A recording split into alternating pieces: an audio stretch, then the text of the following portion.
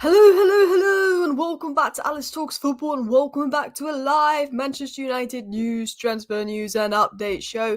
Lots and lots to talk about in today's show. Lots of news, lots of information coming out, and reports of a triple exit being close. Lindelof, could he be on the way to Italy? Lots of interest there. The movement is close. Some updates on De Ligt, Masraoui, Wan-Bissaka, but big breaking news that came in out of nowhere today that Bruno Fernandes has signed a new deal at United, which is absolutely amazing because if you know anything, you know I'm a Bruno Fernandes girl. You know that I love Bruno Fernandes. So getting Bruno to sign a new deal, no rumours, no reports about it, bish bash bosh out of nowhere. Announcing that was unbelievable. We've got exits on the move, 3 exits on the move.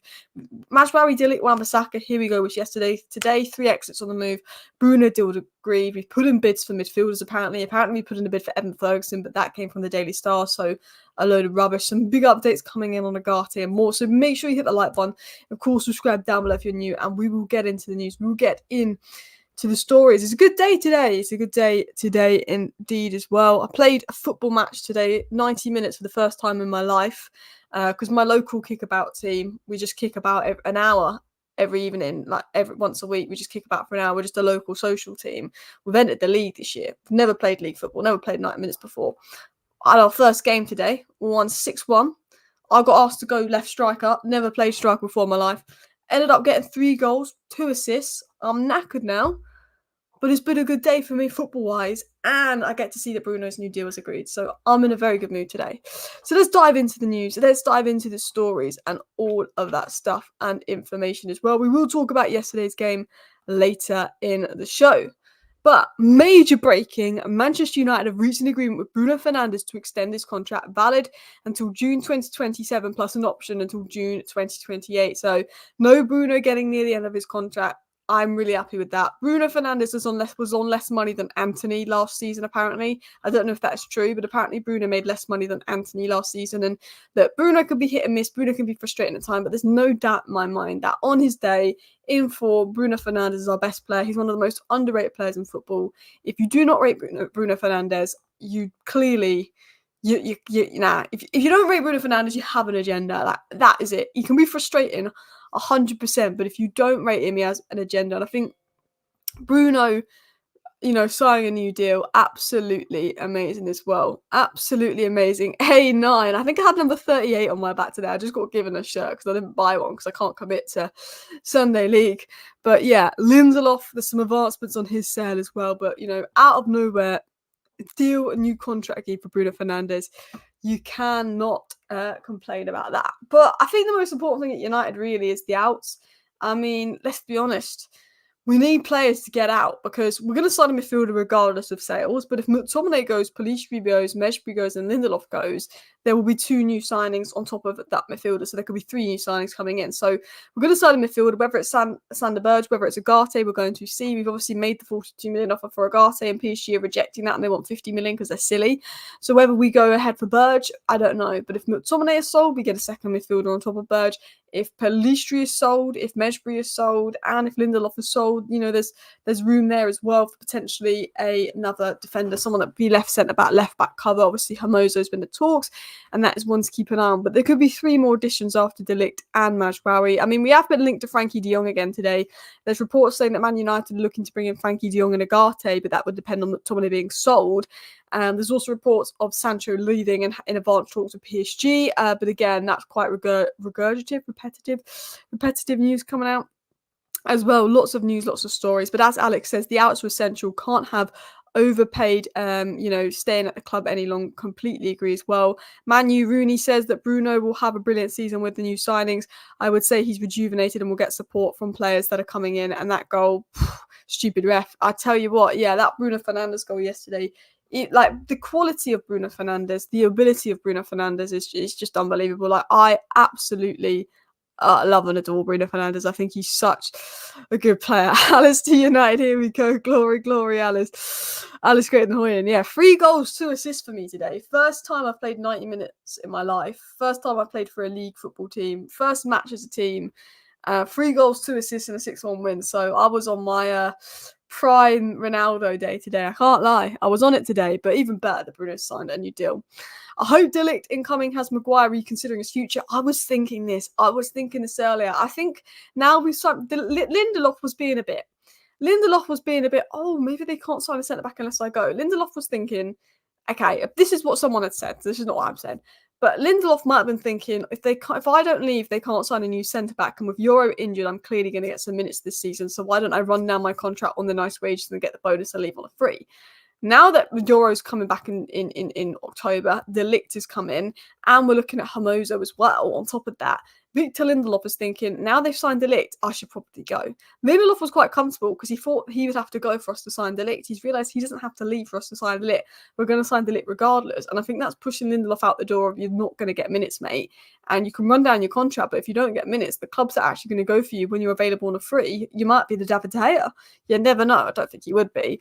But I think that's made Lindelof reconsider his future and maybe potentially Maguire. I mean, Maguire's come out and said he's staying. Maguire and Antony just keep saying they're staying. Man United wants to offload Maguire and Antony because they're on high wages. Both of them are staying. Both of them keep saying they're staying. Eriksen said him leaving is a potential.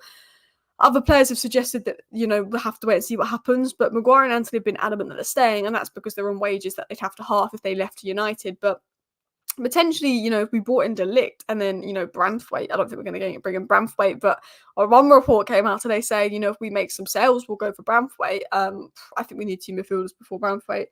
That could really have Harry Maguire reconsidering his future. So let's talk about the news on the outs today as well. Someone said, please share you playing. I'm really excited to see you on the pitch. Do you know what? I'm really annoyed. So my family came to watch the game. I got my 2 goals in the second half and got my 2 goals and assist in the first half. They came for the second half of the match. They then go into the bar to get a drink. This is when I get the ball from my own half and I dribble the ball all the way up. Scored. This is one of the best goals I've ever scored. Dribble the ball all the way up. Got past 5-6 defenders. Took it from my own half all the way up. Cut inside.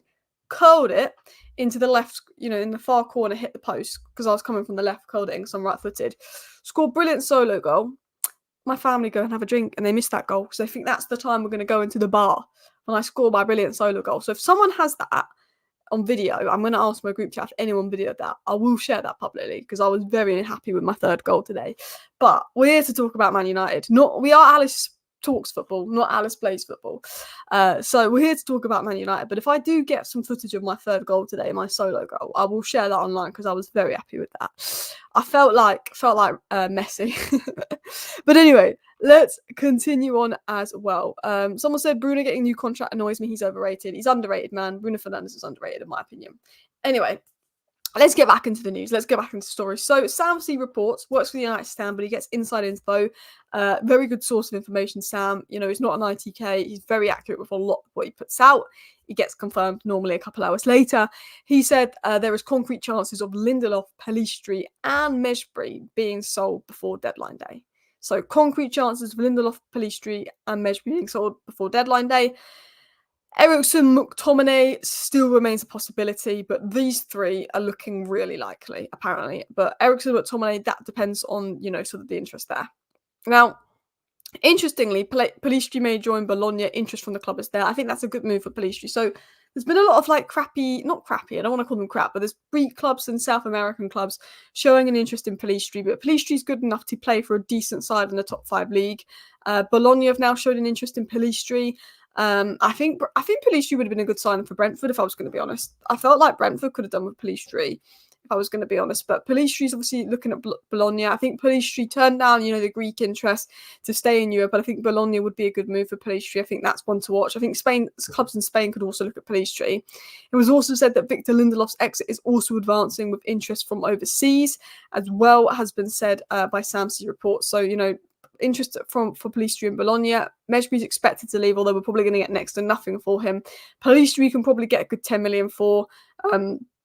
Lindelof, apparently we're going to let him go for 6 to 9 million. I think we could get a good 10 million for Lindelof, but apparently we're going to let Lindelof leave for about 6 to 9 million pounds because the way Man United see it is they just want to get him off the books. They don't want him to run down his contract. They want to get him off the books. They're very much open to letting Lindelof leave on a free. That has also been said as well. So obviously, that's the update there. We also know is that Hannibal Mejbri is expected to leave United before the transfer deadline. There's interest in France. We obviously signed him from France, highly rated youngster with, French connections there. It was also said that Victor Lindelof has suitors in Turkey and Italy, and that Victor Lindelof is close to leaving United. There's now reports coming out, but it came out from The Sun, that Victor Lindelof is set to head to Turkey and he's very close to leaving United. But I only wanted to include the credible sources on my sides, that Victor Lindelof has suitors in Turkey and in Italy. He's very close to leaving United, and he's expected to go, it has been said. And I think Lindelof going, I think De Ligt coming in is potentially maybe a wake-up call to push Lindelof out the door as well. Kelly says, I'm still a little baffled about why Ten Hag doesn't rate Pellistri. Look, I think at the end of the day, is Pellistri better than Anthony? Yeah, I think Pellistri is better than Anthony, if you want my honest opinion. But if you want my honest opinion, at the end of the day, you've got Ahmad and you've got Pellistri. Who's a better player, Ahmad or Pellistri? Ahmad. Anthony's on 200k a week. Sancho's on 200k a week. You can't get them off the books. Rashford and Garnacho are better than Pellistri. At the end of the day, that's why Pellistri's going. He's not going to get the minutes. I think he's better than Anthony, but I don't think Pellistri's a Man United level player. I think Pellistri's a good player. I think he would be a Fulham level player. I think he's better than Anthony, but I don't think he's a Man United level player. I think Ahmad can be a Man United level player. You've got Ahmad and Pellistri. You can only keep one realistically. For me, you've got to keep surely Ahmad any day of the week over Pellistri. That's the way I see it. I think Pellistri moving on and getting 10 million for him is probably the best bit of business that we can do as well. But yeah, if only I had the footage of my solo goal, I will ask people if anyone got it on camera. But yeah, absolutely amazing stuff. Would you sell Marcus Rashford? No, I would not. Look, Marcus Rashford got in the right areas, but he missed a few sits against City. But look, if Rashford is bad this season, we'll be sitting in a year's time saying he needs to be moved on. 2 bad seasons in a row. But Ten Hag's first season, he got 45 goal contributions. That's more than Vinicius Jr. managed last season, and Vinicius Jr. is going to win the Ballon d'Or. So, and Rashford's done it in harder league for a lesser team without all these amazing players around him. Rashford goes missing, and that's annoying. Rashford has good seasons, bad seasons. He's inconsistent. It's annoying. When he's great, when Rashford is good, he is top 10 players in the world. But when Rashford is bad, he's a championship level player. That's the problem with Rashford.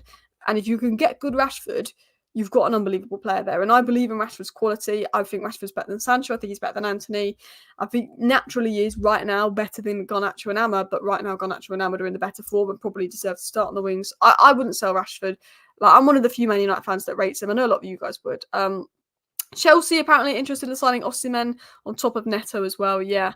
Big stuff. Hat-trick, Alice. Thank you very much. It's been my lucky day today. We've got 1,700 people watching right now, guys. So please do go ahead and hit that like button if you have not already. And of course, subscribe down below if you're new. We're 20 subscribers away from 88.6k. So if we can hit that by the end of the live stream, that would be absolutely amazing stuff as well. But Bruno Fernandes signing a new deal for United out of nowhere today. Some unbelievable news coming in. Someone said Agate, here we go. Have we had an Agate? Here we go. We made a 42 million bid for Agate. Let's have a look and see if we've got any updates on Manuel Agate. So we know on Manuel Agate, we've made a 43 million bid for Agate. We said take it or leave it. Either PSG accept that bid or we've got to sell someone and up our bid, which we're not going to do. So that's the latest on Agate. But no, here we go for Agate. But there is a bid there of 43 million. But for some reason, PSG haven't accepted it, which is crazy because you spent 51 million on him. He flopped and you want to sell him after 1 year and we're offering you 43 million pounds. That's like an 8 million loss on a player that you need to sell because you just signed João Neves and you want to obviously address the attack. Whether maybe we're trying to negotiate Sancho as part of this deal because there's advanced interest from, PSG and Sancho, I'm not sure. But I mean, Agate's one to watch. So is Sander Berge at the moment as well. I think Pellistri's a good player, but I don't think he's a United level player. I agree. I think we all wanted Pellistri to be good, but he's bang average and maybe not that. I think he can be a Fulham level player. I don't think he's like a bad player, but I just don't think he's going to take United to this next amazing level as well. Garnacho had a 20-goal season. You know what? I will say this now. If we manage Garnacho's minutes properly, he's going to have a great season. And I mean, like, give Garnacho a fair few minutes and start Garnacho the majority of games. But we started Garnacho in like 30 games in a row last season, or like 37 games in a row last season. We absolutely ran him to the ground. Look how electric Garnacho is when he comes off the bench against tired legs. And we know how electric Garnacho can be. And it can be like, oh, we start Garnacho, but the following week, Rashford's on the left, Ahmad's on the right.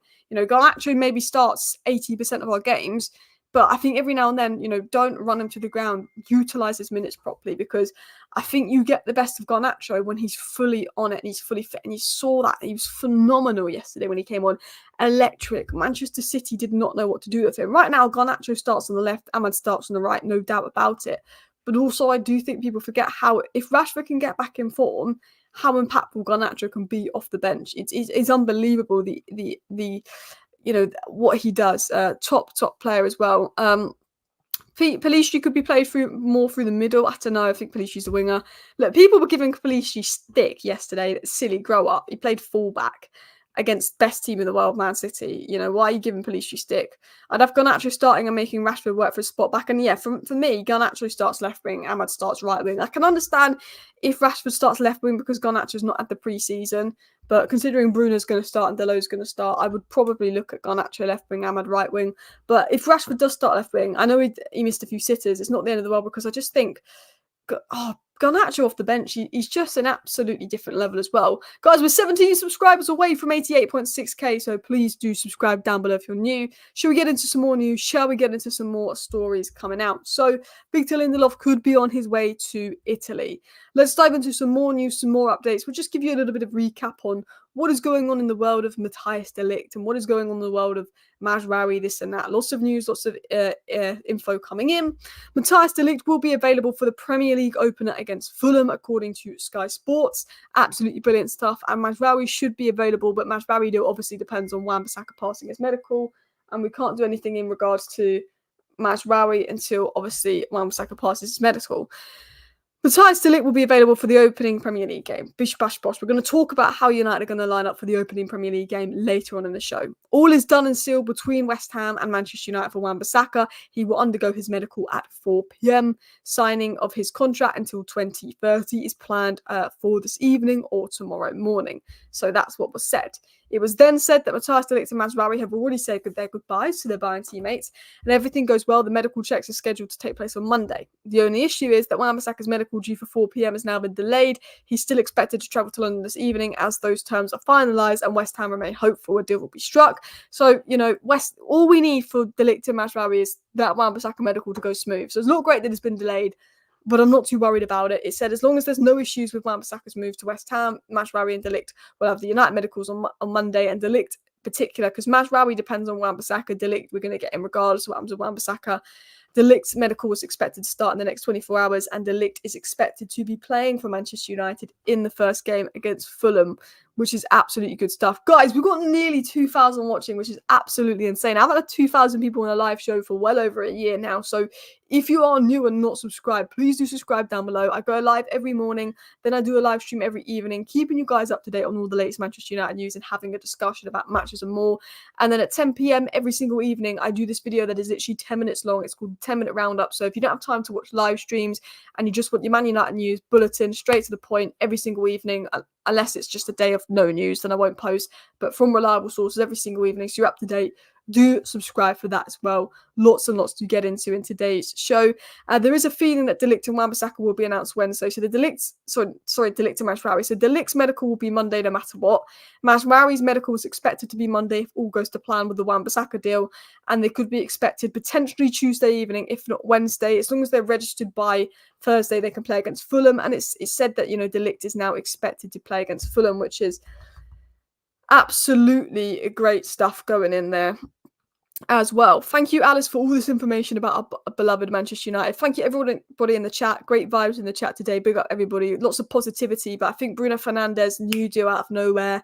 I think, de Ligt, Mazraoui and Wan-Bissaka, here we go. Lindelof's now apparently very close to leaving United. There's a concrete possibility Pelistri and Medjugorje also leave. I think the fact that we're getting so much Manchester United news and so much Manchester United information coming out, it just puts us in a really good position. And it's just positive vibes at United, Positive vibes. I know we didn't win yesterday, but you lost on penalty, so we technically drew the game. It's a friendly.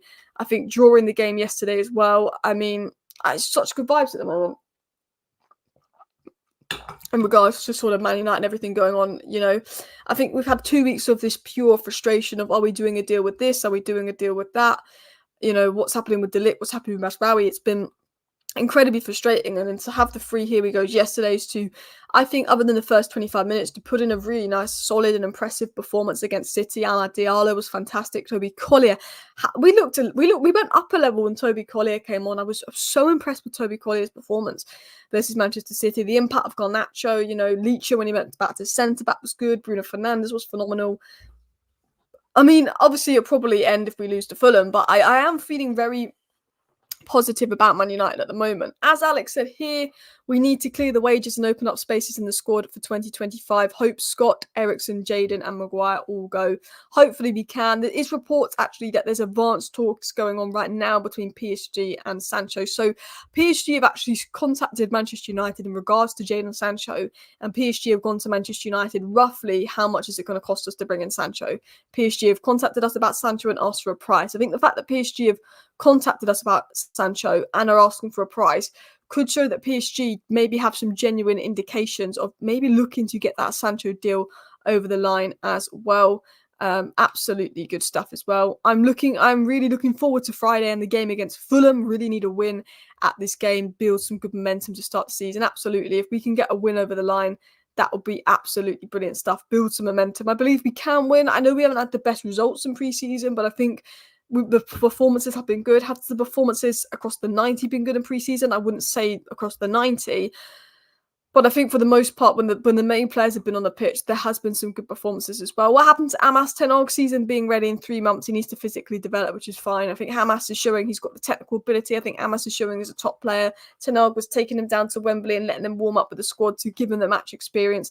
Hamas is rated, but Toby Collier is 20. Hamas has just turned 17. Hamas says, look, you're going to take a bit more time. Toby Collier, you could generally get a chance as well. I don't know why we can't swap Sancho with Ugarte. Well, there's some reports from France, but it's not come out from reliable reports, hence why I've not really got it on the slides.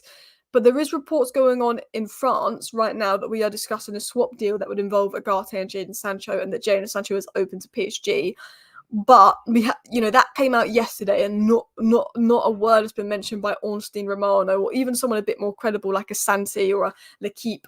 So until someone reliable that I trust, or even if it's like tier 2 where they're semi-reliable, gets on that story, I don't know, but there is a rumour going on. Fabrizio Romano's just tweeted now that Manchester United confirmed that both De Ligt and Mazraoui's medicals will be on Monday, so that means an announcement could be going on in Tuesday as well. Interesting. What do you think about the latest news in Ugarte? I mean, we've made a 43 million bid for Ugarte. We said to PSG, your 43 million offers there. That's what we'll give you for Ugarte, and they want more. And I think, if United walk away from Ugarte and get Sander Berge, it's not the end of the world. I think you'd have to get Sander Berge and Fofana. I think Fofana's a better player than Sander Berge, but I think if you get Sander Berge and Fofana because they want 50 million for Ugarte, I think Sander Berge and Fofana for 45 million is better business because there's 2 players that are good on the ball. Our biggest issue versus Manchester City yesterday was build-up. Our biggest issue versus City yesterday was build-up. We were struggling in build-up versus City yesterday, particularly at the back. We got much better when Alessandro went into centre-back. So if we can get a midfielder that's comfortable on the ball, that may help, because when Kobe dropped deep to collect the ball off the centre-backs, we were fine. But other than that, we weren't great.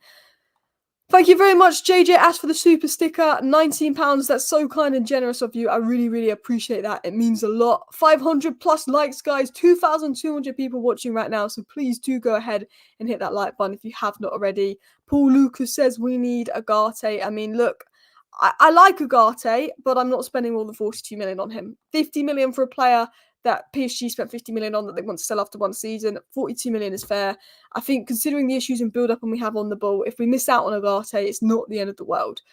Collier could be a valuable rotation option. See similar profile to Ugarte. Yeah, Collier, very good off the ball. Limitations on the ball. But what I like about Collier, and I think it's really unfair when people call him another McTominay, Toby Collier is very good off the ball. His ground coverage, he brings everything that we need off the ball. And our biggest issue last season, we had a lot of issues, but one of the reasons we were conceding 20, 30 shots a game was midfield. The structure of midfield out of possession, tactically some of it was on Ten Hag and some of it was on the players not being physically able to cover such large space.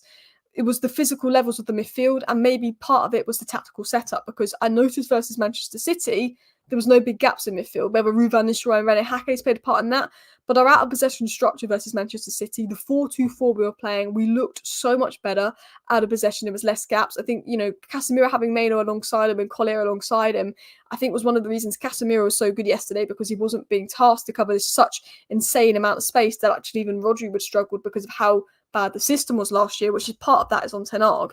But I do think we lack the physical levels in midfield. You look at the physicality levels of Eriksen and Casemiro compared to other midfielders, it's not there. Now, what Toby Collier brings is this physical level, this physical flooring where he can play the game at such intensity and cover such ground with ease. And people were comparing him to McTominay because he's not the best on the ball, but he's good off the ball. McTominay was far worse than Collier on the ball, and McTominay wasn't the best off the ball, he just ran a lot. McTominay's positional awareness wasn't the best because McTominay's always been a box-crashing midfielder, an advanced midfielder. That's what he did last year. McTominay's had games of football where he's had 7 touches and 7 passes and a half. Toby Collier always wants the ball. McTominay doesn't show for the ball in midfield, but Toby Collier does. He always wants the ball. He always wants to touch the ball. He may not be the best in possession, but he's 20. He can be moulded. He can improve. He's always looking for the ball and showing for the ball and wants the ball, showing his eagerness to improve in possession. And we didn't get that with McTominay. He reminded me very much of Declan Rice profile-wise, better off the ball, but improving on the ball. You've seen that with Declan Rice under Arteta, even playing as an 8 at times. I see Toby Collier as Declan Rice. That's what I see. Now, I'm not saying that he's going to be that level, and I'm not saying that he's going to be that good, but I think there's a player there with the right attitude, the right mindset, the right fundamentals, that the level we went up when Toby Collier came on the pitch in midfield, and obviously City did not have Rodri, they did not have Foden, they didn't have their best midfielders, but Toby Collier made us better. He looked so good. And that's no disrespect to Maino. Maino's just warming up to match fitness. But him and Casemiro really bossed that midfield. And when have I ever said in the last 3 years that we've bossed the midfield versus City? We don't. We never bossed the midfield versus City. We did in the FA Cup final, Kobbie Mainoo, wow. But we bossed that midfield. And look, other than the first 25 minutes, we were better than City that whole game. We had the more chances. Rashford should have had 2. Ahmad should have had 1. McTominay and Mount could have scored. We bossed it. We created 2 big chances, not including the Mount and McTominay chances. We basically created 4 big chances. City didn't create 1. They only scored because Pellistri played right back. And tactically, we looked better. You could see elements of what Ruvan Nistelrooy did at PSV. And when people call Collier another McTominay, I think that's a little bit unfair. I'm not saying that Collier is going to be good enough, but I'm going to say what I've seen from Collier as well.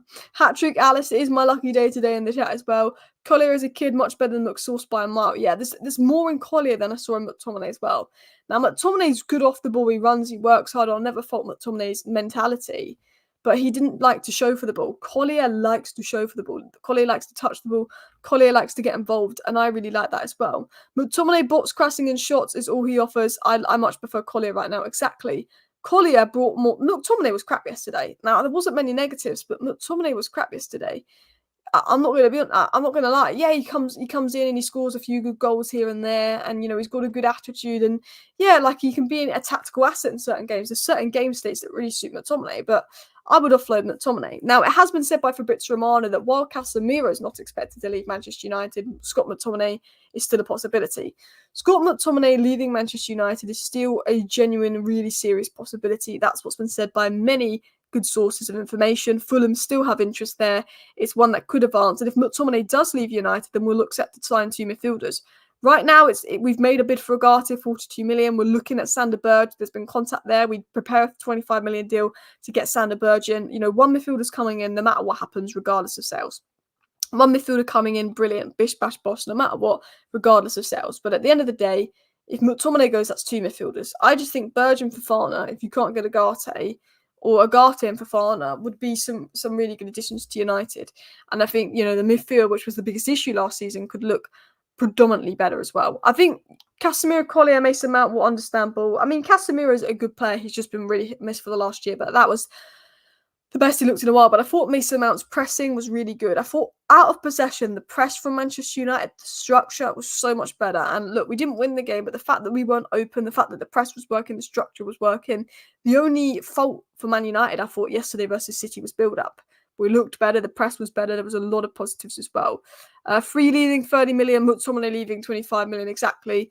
I think, those 3 players that could leave United won't bring in 30 million. I think McTominay leaving will make the biggest impact. Guys, if you just joined the live show, let me get the news up on the screen quickly, and then we're going to discuss some things about how United are going to look in that first game against Fulham, which I think is particularly exciting. But, out of nowhere, it's been announced that Manchester United have agreed a new deal with Bruno Fernandes. Absolutely brilliant stuff. What you love to see.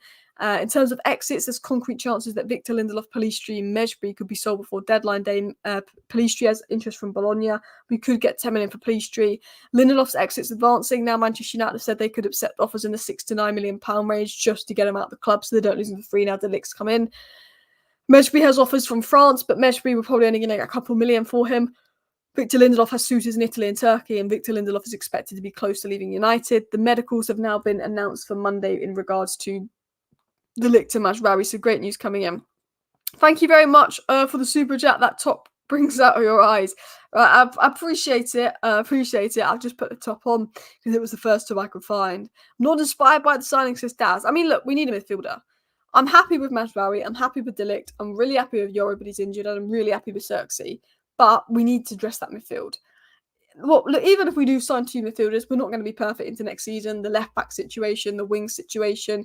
If Sancho and Rashford find form, we're good on the wings. Sancho, Rashford, Ahmad, Garnacho. If Sancho and Rashford find form, brilliant stuff. Brilliant stuff. The attack, the wings is sorted. Defence, if they don't get injured, we've got the quality there now. Midfield is the issue. For me, Yusuf Afan and Ugarte, bish bash bosh. Subamende would have been lovely, but Subamende looks to be Liverpool bound. I'll see if we've got any updates on that, actually. Fabrizio Romano has just tweeted that De Ligt and Mazraoui's medical was Monday. Nothing in regards to Subamende yet, but he looks to be Liverpool bound unless Real Sociedad can persuade him to stay, obviously, because Arsenal want Marino. I mean, the only good thing is potentially if Arsenal bottled the Marino signing would be lovely stuff. But yeah, let's talk about Manchester United and let's talk about what our lineup could genuinely, seriously look like in the first game of the season versus Fulham. So let's talk about our lineup and the possibilities we have for this Fulham game, because I think this is particularly quite exciting here. So Manchester United lineup Fulham game. So right up top, it's probably going to be, I think it's going to be more of a 4-2-4 again. I think we're going to go with something similar to what we've been doing, if I'm going to be honest. I'd like to see Xerxes, but the fact that Xerxes didn't even come off the bench says to me he's probably not fully match fit. I think he's going to go with Mount over Sancho because Sancho leaving is still a possibility. Bruno, I think we'll see Ahmad on the right, but if he dropped Ahmad for Garnacho, I wouldn't be shocked. And I think we see Rashford on the left. Now, I think Garnacho should start on the left, but I think that's what he's going to do. But I just know he would drop Ahmad and not Rashford for Garnacho. In terms of the midfield, I think it will be Kobbie Mainoo. And I don't think he looks 100% match sharp, but we know his quality's there. And I think Casemiro keeps his place. I mean, I've had a lot of question marks about Casemiro, but he was very good versus City. Now, at the back, I think we're going to see this. I think the reason Dalot went over to left back is because he's expected to play left back first game of the season. And I think Mazraoui and De Ligt have been signed on that day for a reason. And I think we're going to see De Ligt and Mazraoui both play. I think Xerxes comes off the bench, but I think we will see both De Ligt and Mazraoui play versus Fulham with Onana in goal. I think this is very likely to be our lineup versus Fulham. If I'm going to be completely honest with you, I think that is what we're going to do versus Fulham. And I think it's not a bad side. I think, there's some. I think with Mount and Bruno and what they do off the ball, it makes the midfield a lot better. And then I think, there's potential. You never know. And I wouldn't be surprised for Toby Collier /X if we sign a DM. And I think he'll take Ahmad off for Garnacho at some point. He'll probably keep Rashford off. And I think we'll see Xerxes get a run out for Mount. I think sub-wise, this is what I would expect to happen. Xerxes gets a run in for Mount, and then maybe Sancho comes on here. I think sub-wise, this is what we could see. But I think that's the lineup we'll see. And I think for the most part, I think, if Casemiro plays well, boom. Because if Casemiro's poor, it's going to be a questionable game. But if the midfield plays well, I think going into the Fulham game, I think we could win. If it was a regular preseason match, we would have seen Xerxes. Ten Hag was going for it with Sancho. Yeah, maybe. I think they're worried with Xerxes. He's only just got back to training, and it's just about getting him up to fitness as well. I think Xerxes will come off the bench at some point as well. How long's Højlund out for? Højlund's expected to be back in the September international break. So Højlund got injured 2 weeks ago and is expected to be out for 4 to 6 weeks. So could be back in 2 weeks. I think be a rush for the Liverpool game. I think he'll be back right after the September international break. Højlund as well. Can Joshua Xerxes be match fit? Let's hope so. Let's hope so. I think he's someone that will come off the bench in our first game, if I was going to be honest as well. If Chelsea sell Palmer, their fans will burn down the stadium. I mean, Chelsea were the biggest one-man team yesterday. Chelsea have got more players than any other club in the world of football, but they are Cole Palmer FC. They are Cole Palmer FC. They drew 1-1 against Inter at home today. Leslie Okachuko, however you say his name, he scored a goal for them. I watched a bit of the Arsenal-Lyon game. Arsenal do look very good, which is frustrating. But, I think Arsenal, Liverpool, they've all looked really good in pre-season, which is annoying. But we're only here to focus on ourselves and focus on United. Garnacho, Ahmad, Rashford front three. Maybe Ahmad as a false nine. Do you know what's mad is, what we could do is this. Xerxes, Ahmad. I think this works really well. But people forget that if something happens to Bruno Fernandes, not that it should, but people forget that Ahmad can play as a 10 and so can Mount. So if something did happen to Bruno and he got injured, which hopefully won't happen, I do think, and now no offense to Mount, but I think that could work so well. It could work so well. But obviously Bruno, he's the key. He's a big player. Not wishing injury on him as well. Ahmad false 9 with Bruno 10 as well. Ahmad could play false 9, but we've obviously got Xerxes to do that. And that was the one thing that annoyed me when we didn't have a striker last season when we were playing Forson. And I was like, okay, I understand playing Forson if we're putting him at striker because of the physicality.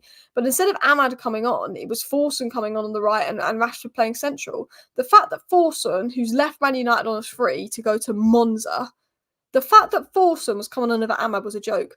Ten Hag put Forson over Ahmad to try and get Forson to sign a new deal. He didn't sign a new deal. He still left. There was 4 games where Forson had started or come on over Ahmad. There was 2 games where he'd started over Ahmad on the right wing. If Forson had played centrally to keep Rashford on the left, I would have kind of got it.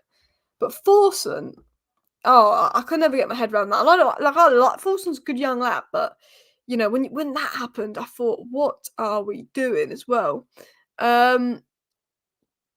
Do you think Chelsea will finish above United? They've got the players to. They've got everybody. They've got so many players, but no, I don't think they will. I think they've got too many players to settle in. I think they've got a new manager. I think, the club isn't being run the best. I think that we should finish above Chelsea. I worry about Newcastle if they get Gay and a right winger in. I worry about Liverpool. Liverpool, Arsenal, City, I think finish above us. We're competing with Villa. We're competing with maybe even West Ham, Newcastle and Tottenham for top 4. If Newcastle get Gay and a right winger in, with them not being in Europe, I would worry about them. Tottenham, Solanke coming is a good addition, but I think they need at least one more signing to cement themselves as top 4. Someone that's going to stabilise the midfield or a right winger. Villa, I think, will drop off, but they've made some really good signings, so it'll be an interesting one. But listen, people, I'm going to wrap up today's live show here. I don't want to keep it too long, as I will be back with a 10-minute roundup tonight. But I want to thank everybody that has tuned into today's live show. If you have not already, please do hit the like button and subscribe down below if you're on the way out. I'm going to wrap it up in about 2 minutes. I'm just going to get into this final news story that's just come out. But we're 11 subscribers away from 88.6k. 11 subscribers away from 88.6k. So if you are new and not subscribed, please do subscribe down below because I do this thing called the 10-minute roundup every evening. Romano has 100% confirmed that both De Ligt and Mazraoui are having the medical tomorrow.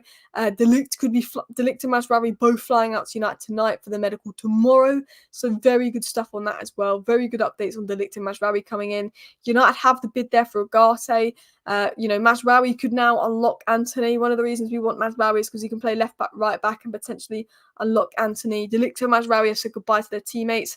Sander Berge has had talks with Manchester United again in recent days, which could indicate a move ongoing. And Victor Lindelof is expected to leave for Italy. So lots of big stories coming in. Thank you everyone for watching. See you next time.